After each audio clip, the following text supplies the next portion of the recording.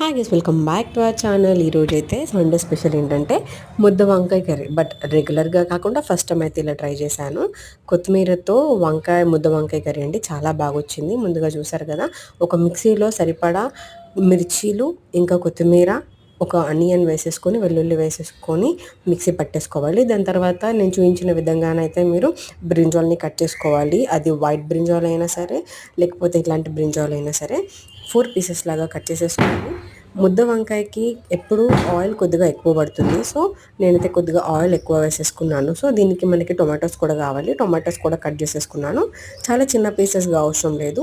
నేను చూపించిన విధంగా కట్ చేసేసుకోండి. ఆయిల్ వేసేసుకొని నేనైతే పోపు దినుసులు వేసేసుకున్నాను. ఆయిల్ మంచిగా వేడెక్కిన తర్వాత దాంట్లోనైతే బ్రింజాల్ వేసేసుకోండి. బ్రింజాల్ని బాగా మగ్గించుకోండి.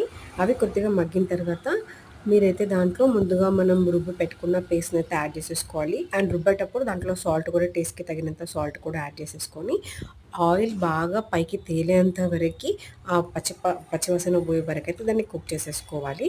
చూసారు కదా, ఎక్కువ కలుపుతూ ఉండొద్దు. బాగా కలపడం వల్ల ఆ బ్రింజాల్ అనేది మగ్గిపోతూ ఉంటుంది, విరిగిపోతూ ఉంటుంది.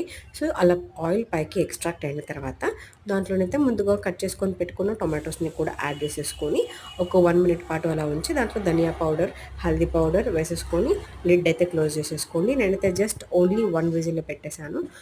మీకు చాలా మెత్తగా కావాలంటే 2 విజిల్స్ పెట్టుకోండి. ఎందుకంటే ఆల్రెడీ నూనెలో ఫ్రై చేశాను కాబట్టి అది మ్యాక్సిమం కుక్ అయిపోయింది 80%. ఇంకొక 20% అయితే విజిల్తోనైతే కుక్ చేశాను.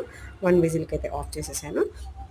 సో అది అలా పక్కకు పెట్టేసుకున్న తర్వాత టొమాటో రసం అయితే చేస్తున్నాను. టొమాటో రసం కోసం ముందుగా టొమాటోస్, దాంట్లో ఒక 2 పచ్చిమిర్చి, చింతపండు వేసేసుకొని అయితే ఒక 5 విజిల్స్ పెట్టేశాను.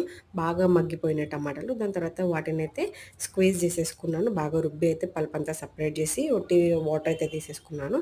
ఒక ప్యాన్లోనైతే తాలింపు కోసం ఆయిల్, వెల్లుల్లి,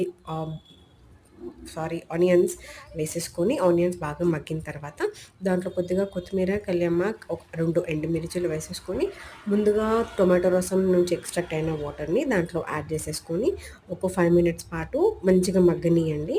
సో ఆయిల్లోనే నేను పచ్చి పౌడర్ వేసేసుకున్నాను, మిర్చి పౌడర్ వేసేసుకొని ఆ రసం అయితే వేసేసుకున్నాను. అసలు వాటర్ కంటెంట్ ఏమీ లేదు. సో ఇలా చిక్కగా వస్తుంది. ట్రై చేయండి, చాలా అంటే చాలా బాగుంటుంది.